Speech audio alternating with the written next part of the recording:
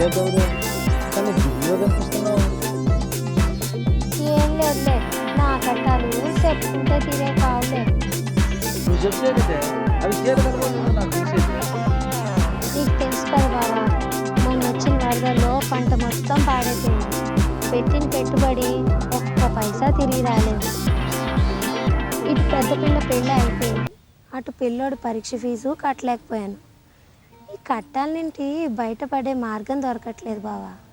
పోనీ మళ్ళీ తొలకరలో వ్యవసాయం చేద్దామా అంటే చేతిలో చిల్లిగా అవ్వలేదు. ఎవరినైనా అప్పడుగుదామా అంటే అందరి పరిస్థితి నాలానే ఉంది. దీనికైనా ఇంత దిగులు పడుతున్నావు? నీ కష్టాలకు పరిష్కారం సులువే గౌరీ. నీకంత ఎటకారంగా ఉందా బావా? ఎలా చెప్పు? నవ్వులాట కాదే, నిజం. మన ఊర్లోని గ్రామీణ సహకార బ్యాంకు నుంచి అప్పు తీసుకుంటే సరే. బ్యాంకులు మనకెందుకు అప్పిస్తాయి బావా? అది ఉద్యోగస్తులకు కదా ఇస్తాయి. బాలే దానివే. బ్యాంకు నుంచి నేను కూడా అప్పు తీసుకుని పశువులు కొన్నాను. ఎట్టట్టా? కొంచెం అర్థమయ్యేలా చెప్పు. పద పద, బ్యాంక్ మేనేజర్ దగ్గరికి వెళ్తే ఆమె వివరంగా చెప్పుద్ది. దా.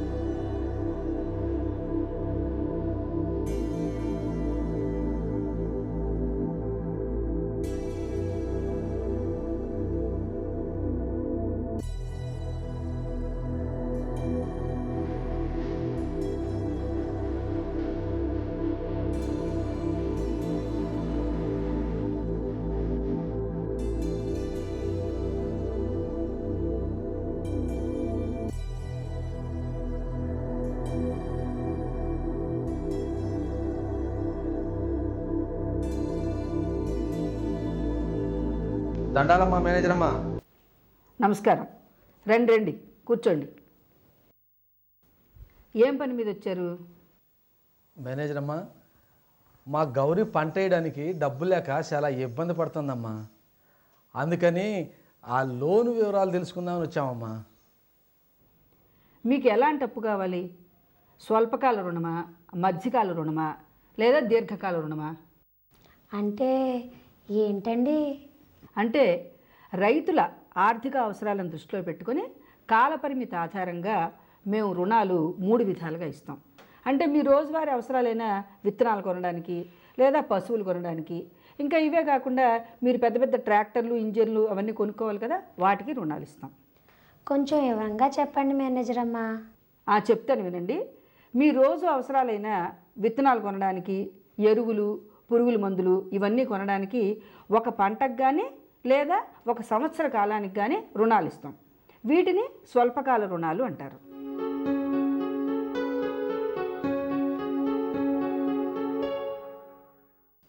నేను పశువులు కొనడానికి అప్పు తీసుకున్నాను కదా, దాన్ని మధ్యకాల రుణం అంటారు కదండి? అవును, పశువులు కొనడానికి లేదా మీరు ఇతర వ్యవసాయ పనిముట్లు కొనడానికి 1 సంవత్సరం నుండి 5 సంవత్సరాల కాలం వరకు మీకు మధ్యకాల రుణాలు అవసరమవుతాయి.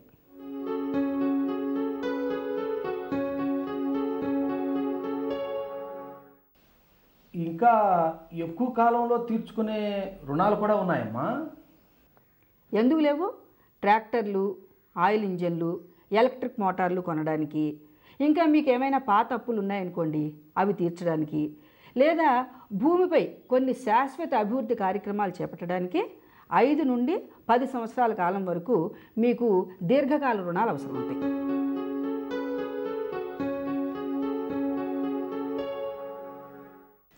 ఈ దీర్ఘకాల రుణాల్లో ఎంత డబ్బు వస్తుందండి?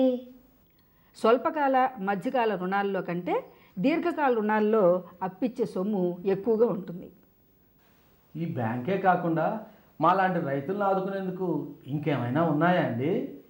ఉన్నాయి రామయ్య. భారతదేశంలో వ్యవసాయక రుణాలు ఇవ్వడానికి సహకార సంస్థలు, భూ అభివృద్ధి బ్యాంకులు ముఖ్యమైనవి. ఈ సహకార సంస్థలు ఎంత సొమ్ము కావాలన్నా ఇస్తాయమ్మా? సహకార రుణ సంస్థలు, బ్యాంకులు స్వల్పకాల, మధ్యకాల రుణాలను మాత్రమే ఇస్తాయి. మరి ఈ దీర్ఘకాల రుణాలు ఏ బ్యాంకులు ఇస్తాయండి?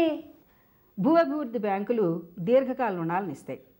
భారతదేశంలో సహకార పరపతి స్వల్పకాల, మధ్యకాల రుణాల్లో అయితే 3 అంచెల సమాఖ్య వ్యవస్థగా ఉంటుంది. అదే దీర్ఘకాల రుణాల్లో అయితే 2 అంచెల వ్యవస్థగా ఉంటుంది.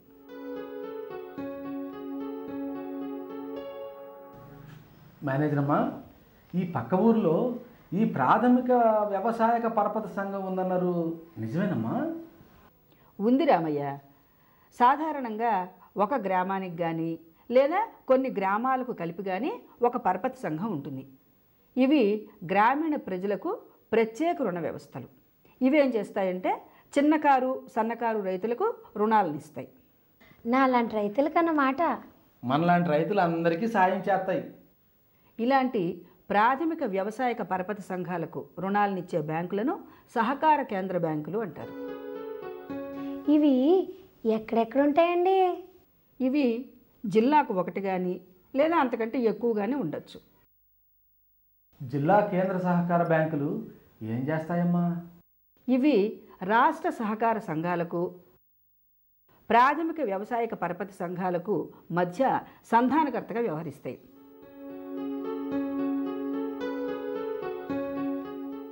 అంతేకాదు ప్రజల నుండి ఇవి డిపాజిట్లను కూడా సేకరిస్తాయి.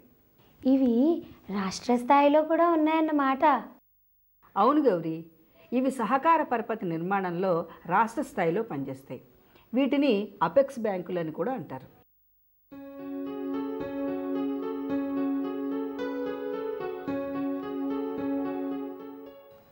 ఈ బ్యాంకులకి డబ్బులు ఎక్కడి నుంచి వస్తాయమ్మా?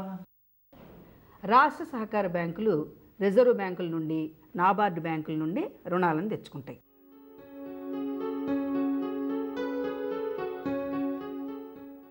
ఈ బ్యాంకులు ఇంకా ఏం చేస్తాయి?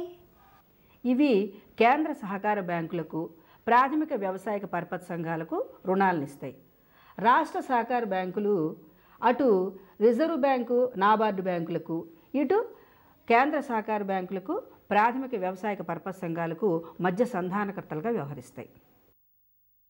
చాలా విషయాలు తెలుసుకున్నామండి. ఇంకో విషయం రామయ్య, మీకు దీర్ఘకాల రుణాలు కావాలంటే ప్రాథమిక భూ అభివృద్ధి బ్యాంక్ ఇస్తుంది. ఇవి జిల్లా స్థాయిలో ఉంటాయి.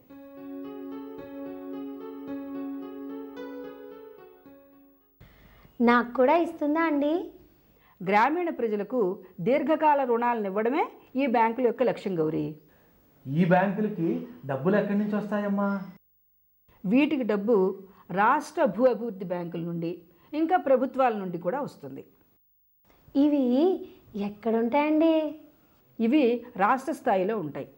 ప్రాథమిక అభివృద్ధి బ్యాంకులకు ఆర్థిక సహాయం చేయడమే వీటి లక్ష్యం. మేనేజర్ అమ్మ అప్పు గురించి చక్కగా వివరించారు. మా గౌరీకి అవసరానికి తగ్గ అప్పు ఇప్పించండి అమ్మా. తప్పకుండా రామయ్య. అయితే రేపు మీరు వచ్చేటప్పుడు ఏం చేయాలంటే ఈ భూమి పట్టా పుస్తకాలు తీసుకురావాలి. అయితే ఈ భూమి మీ పేరు మీదే ఉంది కదా? ఉందండి. తర్వాత ఈ భూమి మీద మీకు ఇదివరకు ఎలాంటి లోను ఉండకూడదు. అబ్బే లేవండి. లేదండి. సరే అయితే వెళ్ళి రేపు రండి. అలాగే.